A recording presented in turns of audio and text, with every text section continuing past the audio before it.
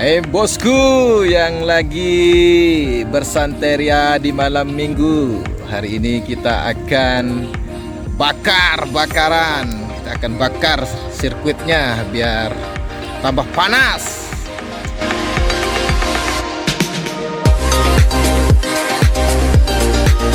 Karena hari ini tidak hujan, bosku. Cuaca terlihat bersahabat, awan-awan putih dengan langit birunya. Akhirnya kami memutuskan untuk mengupdate perkembangan sirkuit MotoGP Mandalika.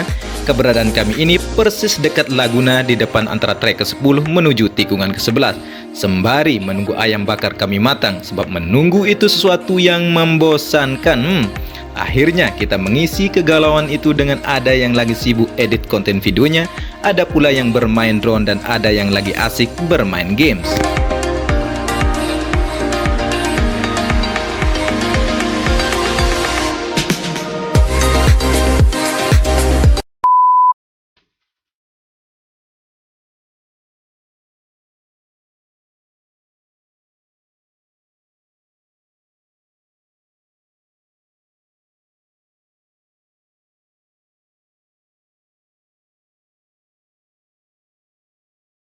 Assalamualaikum warahmatullahi wabarakatuh. Salam sejahtera buat kita semua. Om Swastiastu.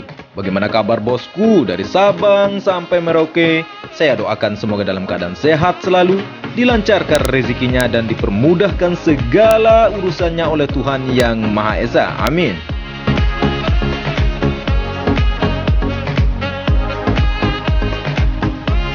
Di kesempatan ini, saya akan mereview beberapa progres capaian pembangunan sirkuit MotoGP Mandalika di semua tikungan atau full track. Oh ya bosku, ada kabar gembira bahwa akan dilakukan lane clearing di sisa lahan sirkuit MotoGP Mandalika yang dulunya masih bermasalah dan kini sudah clear permasalahannya. Berarti sudah sangat dekat waktunya kita bisa melihat semua track sirkuit MotoGP Mandalika tersambung.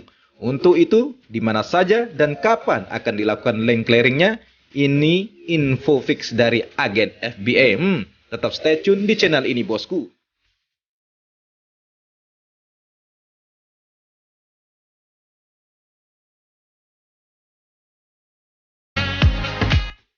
Di depan kita ini bosku, ini merupakan tikungan ke-11 di mana sudah dilakukan hampir finish pengerjaan agregat tanah tahap ketiga di sisi kiri dari tikungan, atau tepatnya merupakan tempat dari service road dan area gravelnya. Dan drainase induk ke-6 yang memutuskan trek ke-11 dengan tikungan ke-12 sudah mulai dilakukan penimbunan walau sebagian.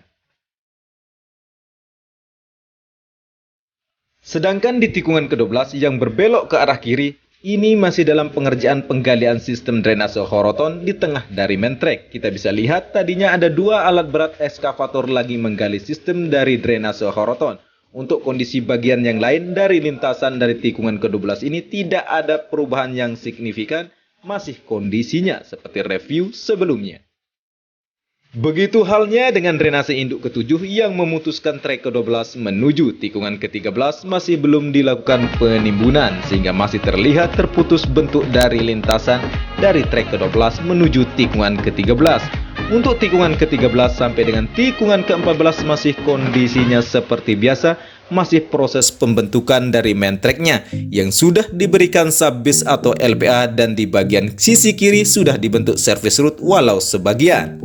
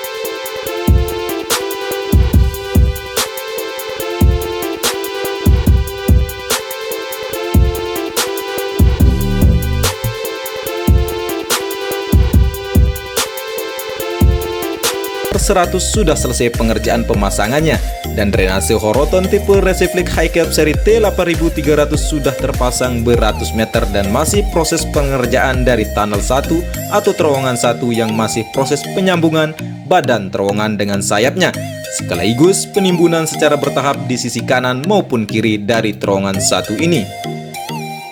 Pengerjaan terowongan 1 ini sudah hampir 6 bulan pengerjaannya masih belum rampung. Apakah begitu rumit? Tentu rumit bosku. Kalau tidak rumit maka tidak akan menghabiskan waktu sepanjang itu, sebab harus membangun sistem underpass yang memang kokoh, sebab akan berfungsi menopang dari lintasan dari trek lurus ini. Nantinya ketika sudah tertimbun, diharapkan dengan kekuatan dan kokohnya tidak terjadi pergeseran dari tunnel sehingga tidak menyebabkan lintasan dari trek lurus ini bergelombang. Di depan kita ini bosku merupakan tikungan ke-1 yang sudah tersambung dengan trek lurus walau hanya sebagian dari main treknya yang diberikan SAHBIS atau LPA. Trek lurus ini tepat keberadaannya di depan dari Bukit Pink Hill, di mana dekat Bukit Pink Hill akan dibuat tribun terbuka nantinya. Capaian dari tikungan ke-1 ini sudah sangat bagus, sudah terlihat semua bagian dari lintasannya, baik area service road sebelah kanan maupun kiri, area gravel, main tracknya dan area run-off-nya sangat jelas terlihat yang sudah diberikan material SAHBIS atau LPA. Dan di bagian service road sebelah kiri sudah dilakukan trial pengaspalan sampai dengan tikungan kedua, dan di area gravel sudah dihamparkan material kerikil halusnya.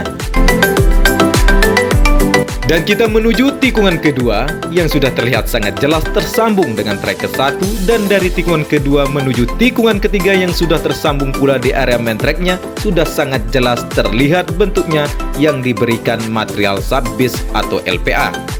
Sedangkan area gravel sebelah kiri dan kanan serta area service road sebelah kanan masih berupa lapisan agregat tanah tahap ketiga.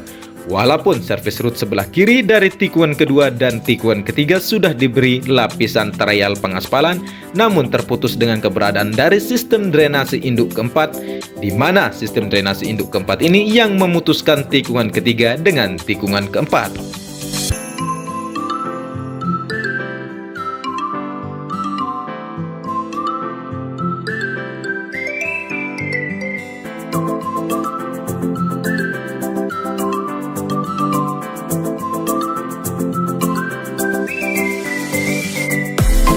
Untuk trek keempat menuju tikungan kelima, bahwa capaiannya berupa service road sebelah kanan dan kiri sudah dilakukan trial pengaspalan, di area gravel sebagian sudah diberikan material kerikil halusnya, dan di area main tracknya sudah dilapisi SAHBIS atau LPA, dan tahap selanjutnya menunggu pemasangan dari sistem drainase Horoton. Begitu halnya dengan tikungan kelima menuju tikungan keenam, kondisinya sama pula, masih keberadaan tidak ada aktivitas proyek, menunggu tahap selanjutnya.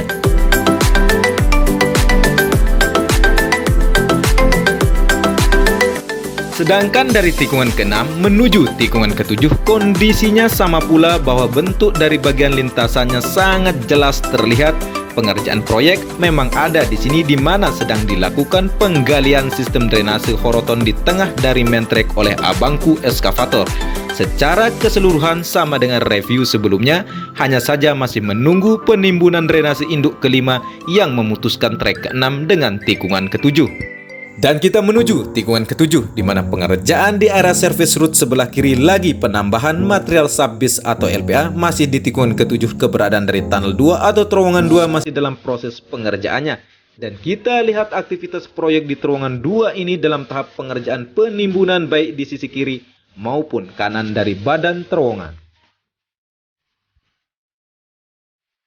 Sedangkan di tikungan ke-8, proses pengerjaan di area gravel masih proses pengerasan dan pemerataan kembali, walaupun di area service road bagian kanan dari trek ke-8 yang menuju tikungan ke-9 sudah diberikan material SAHBIS atau LPA, begitu pula dengan area main tracknya walaupun sebagian.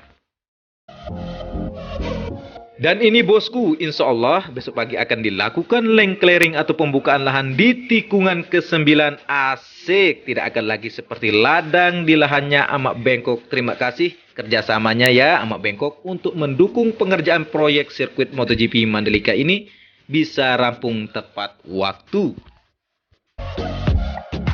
Dari trek ke-9 yang sudah dilakukan penggalian sistem drainase yang menyambungkan sistem drainase Horoton dengan sistem drainase di bawah bukit. Yang bertujuan sistem drainase Horoton ini, aliran airnya akan terkoneksi dengan drainase yang berada di bawah bukit.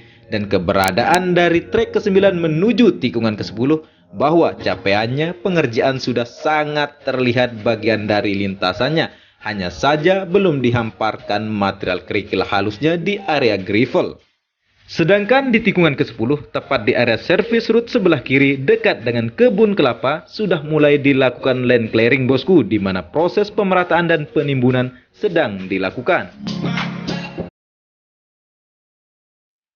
Dari trek ke-10 menuju tikungan ke-11, capaian pengerjaan di bagian service road sebelah kiri sudah dilakukan trial pengaspalan hanya beberapa ratus meter.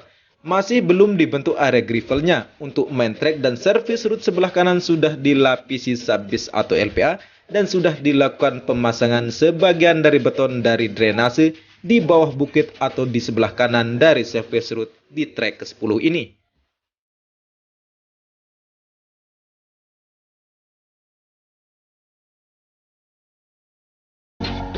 Kesimpulannya bosku, bahwa progres pembangunan sirkuit MotoGP Mandalika terus mengalami perubahan yang sangat jelas, di mana sudah clear permasalahan lahan warga, tinggal dilakukan land clearing selanjutnya. Dan kita berdoa semoga tetap berjalan sesuai dengan rencana. Di pertengahan tahun atau bulan Juni tahun ini sudah rampung pengerjaan keseluruhan lintasan dan teraspal semua bagiannya.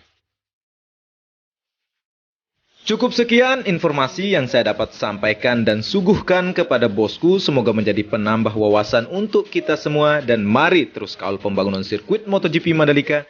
Bagi bosku yang ingin menanyakan atau berpendapat tentang progres pembangunan dari sirkuit MotoGP Mandalika, silahkan tulis di kolom komentar. Oh ya bosku, bagi yang berkenan membantu perkembangan dari channel ini, cukup mudah caranya, cukup like, share, dan subscribe. Saya Edi Sindoro, salam persahabatan dari anak Lombok, matur tampiasih.